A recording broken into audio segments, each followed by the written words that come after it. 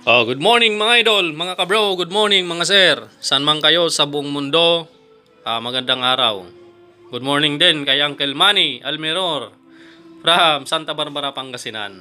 Ayan po, TMX 125 na sinauna, yung Kaliskis at CDI. Yan, TMX 125, papakonvert daw ni Uncle sa 155. Yan.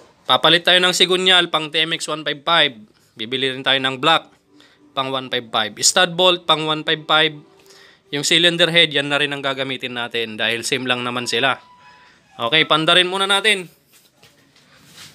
Testing. Maingay daw mga kabro. Malagitik. Yan. Yan po yung andar mga kabro.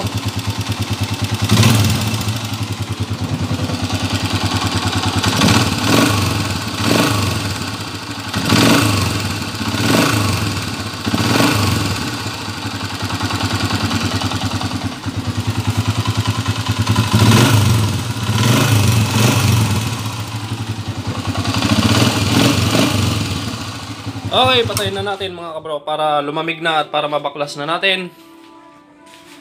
Hintay lang natin yung mga team kabro natin para maumpisan na natin to. At baka dumating pa yung tiga Alcala Pangasinan na makina lang dadalahin ng TMX 155. Kaya mapalaban na naman tayo ngayong araw na to. Okay. Convert natin sa 155, TMX 125 na Kaliskis yung mga sinaunang CDI. Yan.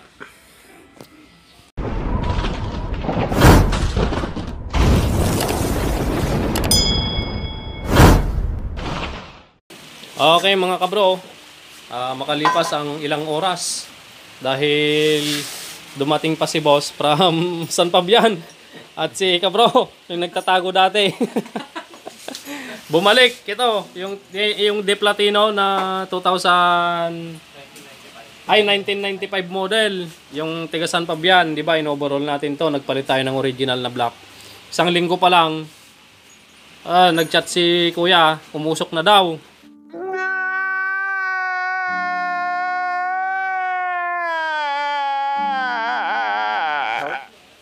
Kaya pinabalik ko sa kanila ngayon. Nakita natin ulit, nangyari ulit yung nangyari dun sa tiga Rosales, Pangasinan. Bagong block, original, piston ring, original, umusok. Kagaya ng tiga sa Rosales, nung tinanggal ko yung mga ring, tapos sinalpak ko sa block, dire-diretso nalalaglag yung piston, maluwang. Factory defect siguro yan, di natin alam. Factory defect, pangalawang beses na yan. Kaya ngayon sa susunod, alam na natin ang gagawin natin. Kung ano ang gagawin natin. Ano, boss? Kaya ngayon, tapos na. So, pinaribor namin, no choice. Para mawala yung usok, pinaribor namin. Tapos, nagpalit na rin kami ng dalawang valve guide dun sa may cylinder head. Dahil yung cylinder head niya, isa lang yung valve seal. Yan. Kaya ngayon, nagpapalit na tayo ng valve guide para yung dalawa malagyan na ng valve seal. Ito naman yung co-convert natin sa 155 kay Uncle Manny. Yan, from Santa Barbara, Pangasinan. Co-convert natin sa 155cc yung kanyang TMX 125 na Kaliskis. Anong model to, Uncle? 2005 model. Yan, Kaliskis. Yung body niya, pang 155 yung body niya. Pero yung makina 125. Pero yung sticker niya 125. Kaya ngayon, i-convert na natin sa 155. Para pang peke, yung tangke 125 pero yung makina 155 na. Pati pang gilid na to mga bro, ko-convert na rin natin. Okay, pati pang gilid to mga bro, papalitan na rin natin lang TMX 155. Dahil si Uncle ay may dala-dala na siyang panggilid set. Yan, na-order daw niya sa Shopee. Okay, so yun ang kakabit natin dito sa kanyang TMX 125. Yan, ayan, malinis na. Sinulo na ni Brother Joby kaya nalinisan dahil wala si Brother Lito. Yan, dalawa muna kami. Wala din si Kagawan. So, ang kailangan natin sa mga ganitong motor, ko-convert natin sa 155. Number 1, sigunyal ng TMX 155. Yan, sigunyal, buo. Yan. Yung bearing pala ng sigunyal nito mga bro, inilipat lang natin dito sa sigunyal ng 155 dahil same lang naman sila at goods pa naman yung sigunyal bearing ng Uncle. Kaya nilipat na lang natin, yun pa rin ang gagamitin natin. Yan. Okay, tapos cylinder block ng 155. stud bolt. Meron pa akong stud bolt dito dahil nag-order ako ng dalawang set. Stud bolt, salamat ka bro. Jimwell Yalong. Stud bolt ng 155 to mga bro. So pipiliin natin dito yung dalawang mahaba. Ito, dalawang mahaba. Tapos, dalawang mas maiksi. Yan. Okay, yun ang magkasama. 4 na piraso. Tapos, itong matitira dito, dapat ganun din. Hindi ka, mukhang palsipikado yata tong isa. Sexy ah. Okay, mahaba, dalawa, tapos dalawang maiksi.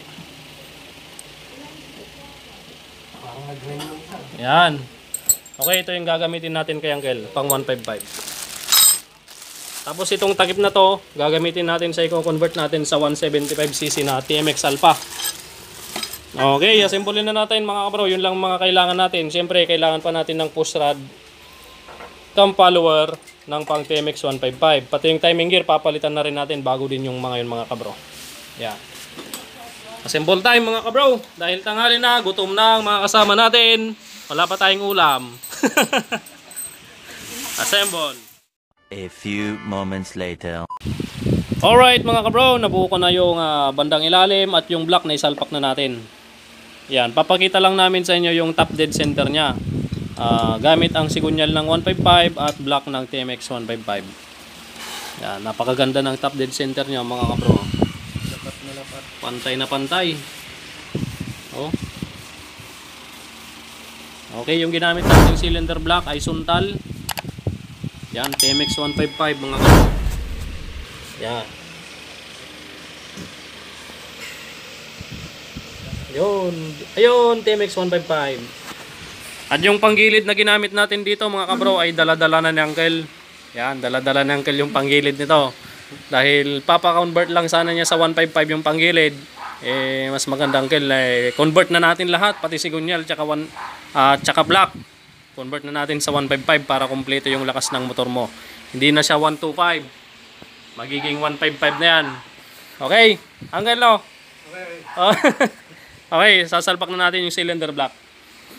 Yan. Hanap muna tayo ng gasket dito, yung metal gasket. Dahil yung metal gasket niyang stock, may lit yung butas dito sa gitna. Kaya hanapan natin ng pang TMX 155. Ayan, nakahanap na ako mga bro. Metal gasket, yung overhauling gasket na nabili nung tiga San Carlos City, Pangasinan. Yan, na nagpa-convert ng 175. Pang TMX 155 yung nabili niyang overhauling gasket. Kaya di rin niya nagamit. Yan, tayong makakagamit. Si Uncle makakagamit. Libre yan mga kabro. Pag nag-iwan yung mga customer, pag may nagpagawa at nangailangan, binibigay na lang natin mga kabro. Yan, lagyan na natin yung cylinder head mga kabro. Tapos pakita na lang namin sa inyo mamaya pag papandarin na natin. 155cc conversion sa TMX 125 na kaliskis. 2005 model lang kayo. Yan. Okay. Okay mga kabro, buo na yung makina at nakabit na namin sa chassis. Clutch cable na lang yung kinakabit ni Brother Joby Kianan. Pakinggan natin yung unang andar nito. Yan, hindi pa namin to napandar mga kabro. Malamig na malamig. Yan. Oh. Pruweba, walang sapin-sapin sa kamay.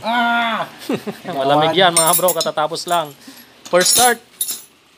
Pandarin na natin yan mga kabro. Ano kaya magiging andar nito? Kanina maingay ito, malagitik. Ngayon, the moment of truth, Uncle Manny. Ang tanong, andar kaya Brad?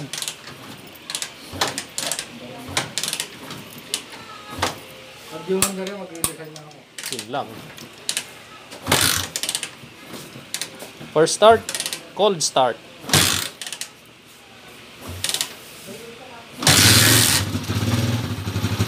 Yun oh. Mababa yung minor. Mga gagayam. Itaas natin ng konti yung minor niya, mga gagayam. Yan.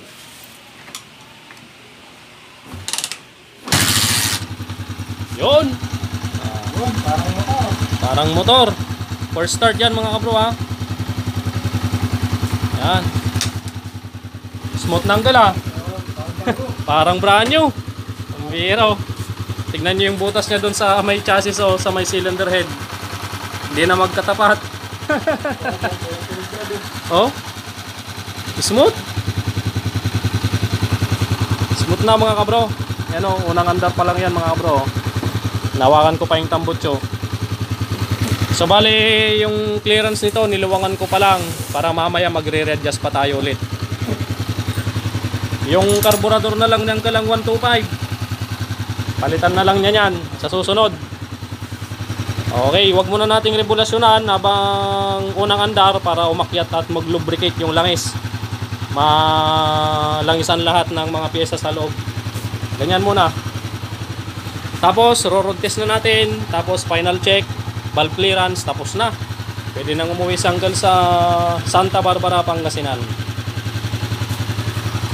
Okay no? 155.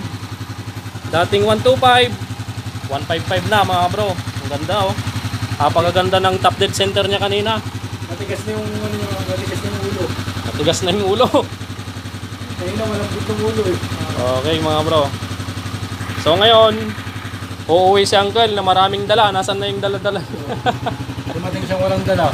Dumating si uncle, wala siyang dala. Ngayon, ayun na yung mga dala niya. Managpalitan, sigunyal. Eh Brad, para siyang dala Brad, panggilid lang, panggilid. Ayo, panggilid lang pala yung dala ng uncle. Yung panggilid ng 155. Ngayon ito, sigunyal yung nagpalitan natin. Black. Tapos clutch housing, oil pump gear, timing gear, cam follower, tsaka push rod. Yan yung mga nagpalitan natin. Tapos yung kanyang yan, stud bolt na 4. Okay. Pwede na natin regulasyonan mga kabro. Napaka-smooth.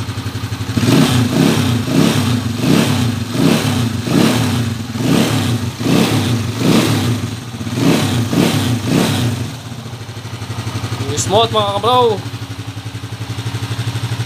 Yan, road test ko na lang tapos mamaya readjust na lang natin.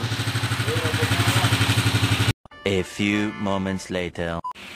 Okay, tapos na mga kabro. Ayan, si uncle naman na maninipa dahil experience din niya kung anong pinag-iba. Ayan, tumigas bangkel. Maninibago si uncle niyan. 155 na yung motor niya. Manangkel, Ay yata sa akin. yung matigas, daan-daan mo munang ibaba. Tapos yung ibalik mo ulit, tapos sipahin mong diretso. Yun. Kakapain na muna ni uncle yan.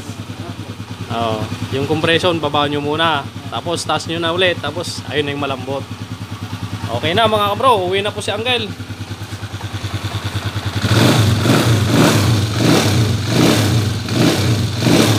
Ayan na po yung under niya. Goods na. 155 na.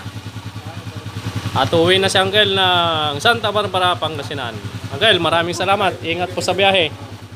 Thank you po, ay ingat po. Ano, magkano pa kulang? Yun na lang po yung 1. 2.5 na lang po. Yan. Okay na mga bro. Ganun lamang po. Napakaganda na. TMX 155 na yung motor ng uncle na dating 125cc Kaliskis type. Yan. Hanggang sa susunod na vlog natin mga bro. Pagpalain kayo ng Panginoon. Ingat tayong lahat.